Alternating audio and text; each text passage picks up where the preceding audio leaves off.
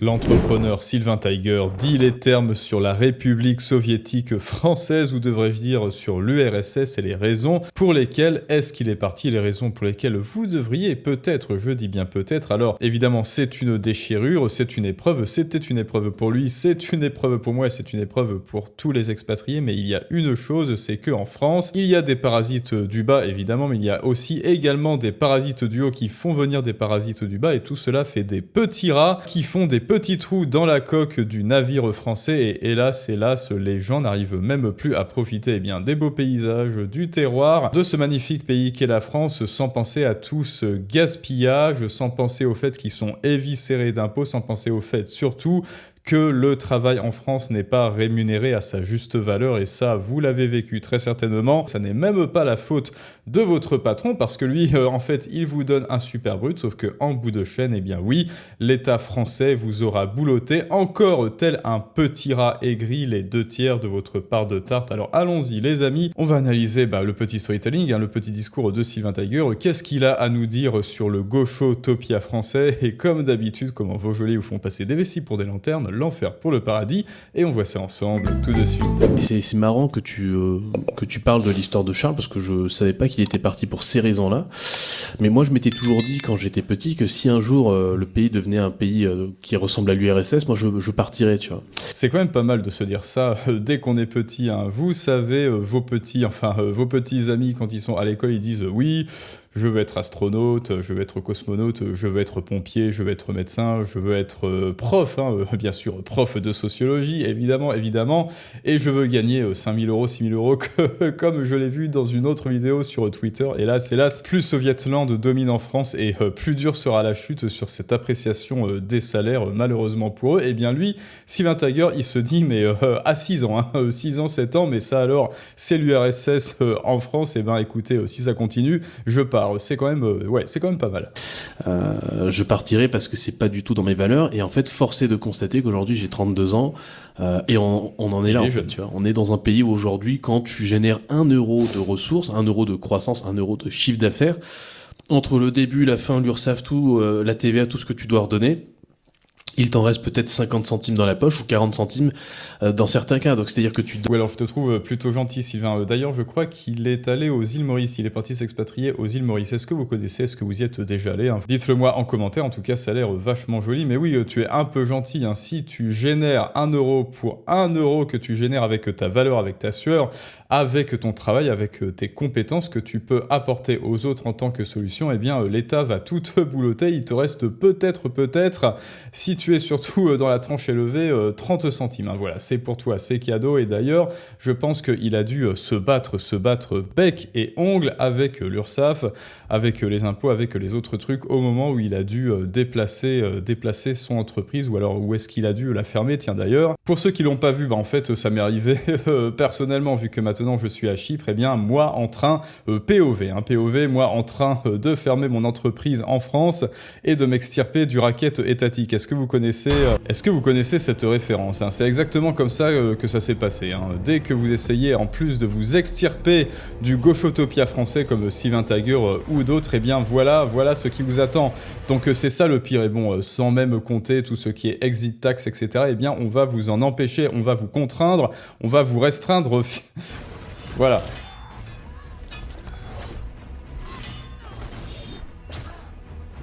Bon après...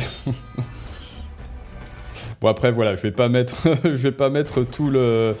On va pas mettre toute la vidéo, mais effectivement, j'ai mis une bonne patate, j'ai plutôt mis une bonne patate aux caisses d'allocation familiale, mais en tout cas, oui, c'est comme ça que ça se passe. Même, vous êtes trop tard, Nicolas, tu es né dans un hôpital public français, et bien voilà, c'est trop tard, petite roue du hamster, petite dette perpétuelle, en plus, trop tard, il y a des vieux, donc tu dois payer leur retraite, trop tard, tu as une dette de 50 000 €, telle une cible sur ton front, donc fais attention, parce que Béatrice Kiddo, dans Kill Bill, ou bien le Hitman de Bercy, il va t'avoir si tu ne payes pas cette dette que l'on a générée pour toi, hein, depuis ces 40 dernières années, bien sûr. Eh bien, écoute, trop tard, tu ne peux plus partir de France. Tant pis pour toi, Nicolas, et surtout, n'oublie pas de faire barrage à la haine, surtout. Et maintenant, réécoutons donc notre ami Sylvain sur ça. Il t'en reste peut-être 50 centimes dans la poche, ou 40 centimes dans certains cas. Donc c'est-à-dire que tu donnes 50 à 60% de ce que tu gagnes à l'État. Ouais. Pour moi, c'est la définition d'un État qui est soviétique.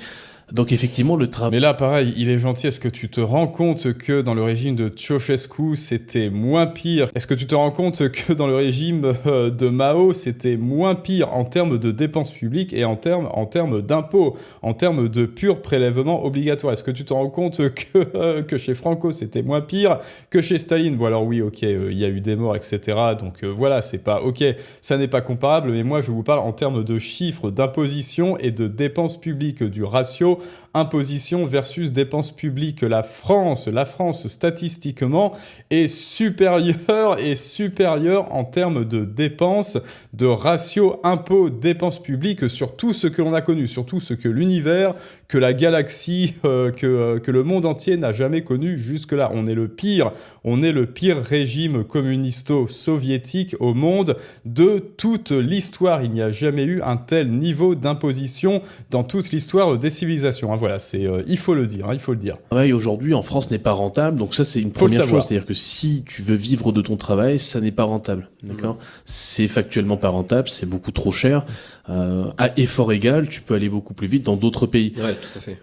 Et c'est ça aussi, il y a aussi un ratio effort, bénéfice, et comme je vous l'ai demandé, certainement que vous avez vécu ça, vous êtes peut-être dans une boîte, vous êtes plus ou moins à un certain degré dans l'échelle sociale de cette boîte. Est-ce que vous considérez que votre revenu, alors net, je parle bien sûr du revenu net, est-ce que cela correspond aux compétences que vous pouvez apporter au monde, et même tout ce qui est entreprise, tout ce qui est freelance, tout ce qui est profession libérale. Alors oui, ok, vous avez un tarif, vous avez le brut et ou peut-être le super brut pour les salariés, mais dites-moi, est-ce que en termes de net, après tous les prélèvements obligatoires, tous les impôts, l'IR, la CAF, etc., la CPM, encore une autre fraude, bref, après tout ce que l'État vous ponctionne avec le narratif de ne t'inquiète pas, c'est un salaire différé, ça te sera redistribué, mais bien sûr, mes fesses sur la commode, eh bien, est-ce que vous êtes satisfait du revenu net, du reste à vivre, parce qu'il y a aussi les charges, l'électricité, etc. Est-ce que vous êtes satisfait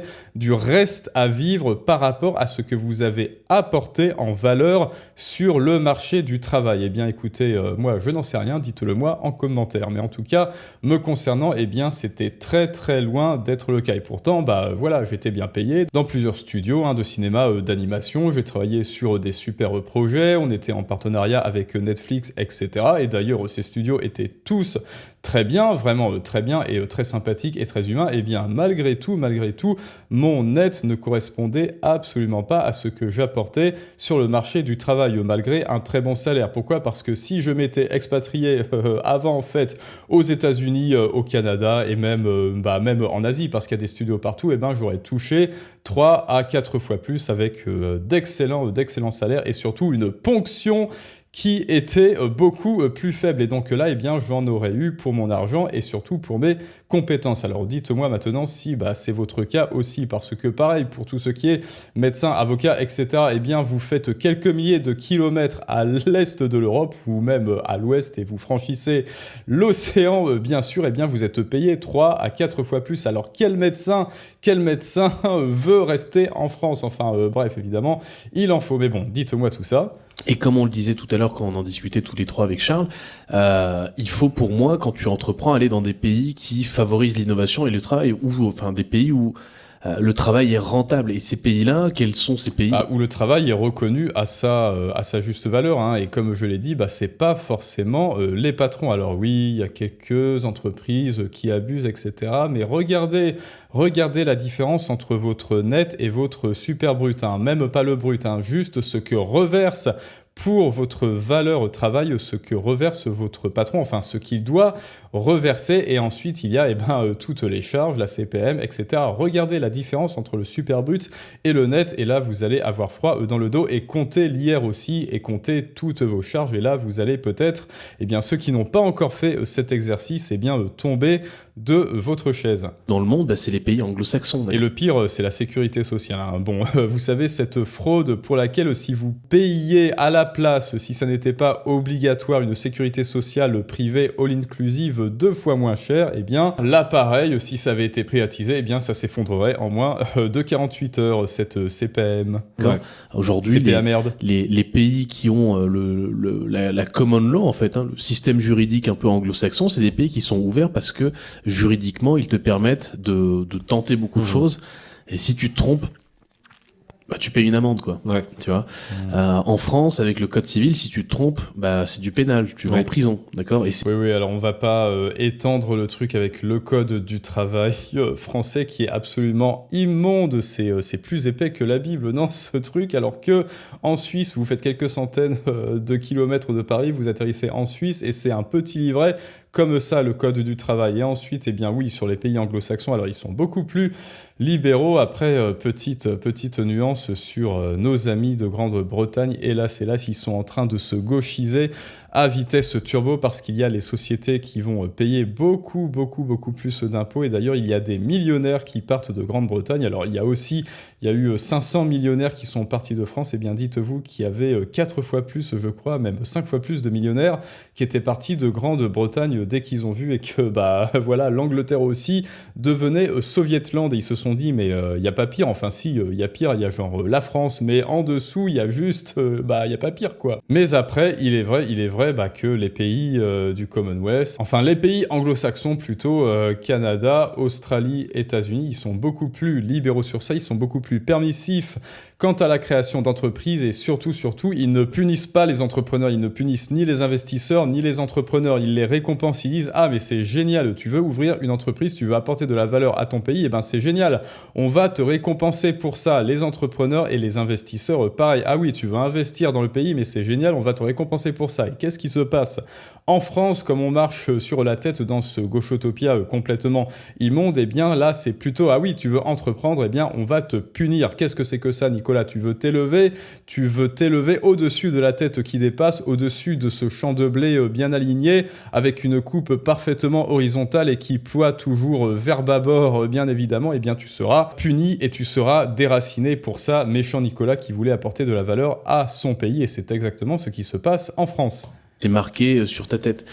Donc si tu veux entreprendre, prendre des risques, te tromper, te relever, recommencer, il faut le faire dans un pays qui, effectivement... Il faut le faire dans un pays qui récompense ça, comme ici à Chypre, par exemple, et oui, eux aussi, parce qu'avant c'était une ancienne colonie britannique en fait, enfin anglaise, et donc ils ont aussi hérité de ça quelque part, et même à Chypre, ici, donc à Larnaca, ils ont une pression de l'UE, même ici, ils ont une pression de von der Leyen qui veut absolument augmenter les impôts pour les entrepreneurs, et Chypre dit non, arrêtez de nous faire chier, j'espère bien que von der Leyen sera censurée avant que cela ne passe, avant qu'elle ne réussisse son coup. Mais là, pareil, en France, vous prenez des risques, vous investissez, là, par exemple, vous investissez dans les ETF sur un CTO, ou alors dans la blockchain, sur les cryptos, sur les stablecoins, etc. Vous touchez du revenu, des dividendes et de la plus-value, et surtout, parfois, comme c'est très très réactif et très très volatile et émotionnel comme marché,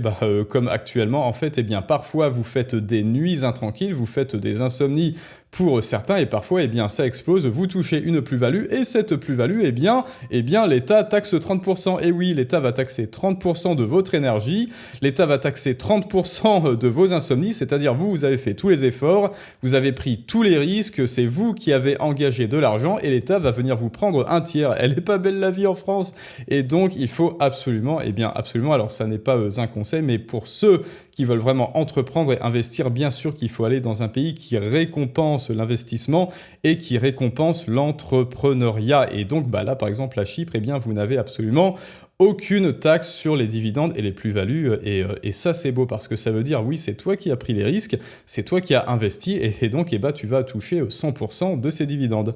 Les États-Unis, sur les valeurs mobilières. Soit le Canada, soit Londres, la Grande-Bretagne, ça va être des pays comme ça, tu vois. Pas la Grande-Bretagne, Sylvain Tager, je te jure que non. La Grande-Bretagne maintenant, c'est zone sinistrée avec beaucoup de Arsène Lupin et beaucoup de voleurs de secteur alarme. Pays anglo-saxons. Aujourd'hui, en France, pour moi, à mon sens, ça n'a plus de sens de d'entreprendre aujourd'hui parce que tout est contre toi en fait, tu vois. Donc à quoi bon en fait?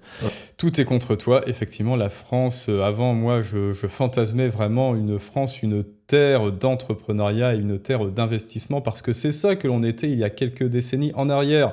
Le TGV, le Minitel, ça n'était pas de l'innovation. Ça, bien sûr, on avait même un PIB dans les années 70, 60-70, un PIB qui était supérieur à celui des États-Unis en tant que richesse par individu aussi. Il y avait aussi évidemment le coût des 30 glorieuses. Et bien bah là, ces 30 dernières années, c'est plutôt les 30 années de la déchéance complète et du gauchotopia complet. Et là, il y avait aussi un petit commentaire, il a pas honte, mais honte de quoi? Je ne déserte pas, donc lui, pour lui, déserter le pays, enfin pour lui, aller dans un pays qui vous récompense pour vos efforts, c'est déserter. Mais est-ce qu'il se rend compte que là, pareil, c'est une déchirure, comme je l'ai dit, c'est une épreuve et c'est beaucoup de sacrifices? Eh oui, bah moi pareil, hein, voilà, je fais le petit storytelling, je suis parti de Toulouse, et bien j'ai dû m'asseoir sur un super appartement très bien situé, j'ai dû m'asseoir sur une ville que j'aimais, que j'adorais, j'ai dû m'asseoir sur le climat toulousain, j'ai dû m'asseoir sur tous ces beaux petits villages occitans et plein d'autres merveilleux aliments du terroir occitan et sur plein d'autres trucs et sur les paysages français. Eh bien oui, tout ça c'est une déchirure, mais pourquoi est-ce que je l'ai fait? Eh bien c'est parce que la France ne voulait plus de moi, la France me crachait à la gueule à chaque fois que j'essayais d'apporter de la valeur à mon pays et donc eh bien j'étais obligé. Pourquoi? Parce qu'on m'a chassé. Ça n'est pas la France qui m'a chassé, c'est l'État français, nobody. Et Sylvain Tiger, eh bien je crois que c'est exactement pareil et maintenant c'est à vous de me dire ce que vous en pensez, les amis, de tout cela. Et si vous aussi vous voulez apprendre à défendre vos idées, à les vendre et peut-être un jour eh bien à vous expatrier parce que vous serez libre financièrement, vous le savez, il y a tous les programmes du catalogue en ce moment et jusqu'à demain soir, donc lundi soir minuit, sont au prix d'une bouchée de pain avec le coupon qu'il y a juste en description et en commentaire. Donc c'est à toi de faire ton choix, de compléter ta collection. Est-ce que tu veux persuader? Est-ce que tu veux vendre tes idées? Est-ce que tu veux monétiser tes idées et tes compétences? Ou alors est-ce que tu veux plutôt développer ta répartie, développer ton leadership, apprendre à persuader les autres, développer ton charisme? Eh bien tout cela tu le trouveras, toutes ces solutions tu les trouveras dans le catalogue des programmes avec le lien en description et en commentaire. Et maintenant c'est à vous de me dire ce que vous en pensez, les amis. Je sais qu'il y a des expatriés, des non-expatriés aussi. Dites-moi votre expérience dans le travail. Est-ce que vous trouvez que votre travail est rémunéré à votre juste valeur après le net? Est-ce que vous songez à vous expatrier? Est-ce que vous songez à rester? Est-ce que vous trouvez qu'il abuse? Est-ce que vous trouvez qu'il est juste? Dites-moi tout ça dans les commentaires et je vous dis à très bientôt pour un prochain storytelling du monde moderne. Mais ça, c'est une autre histoire.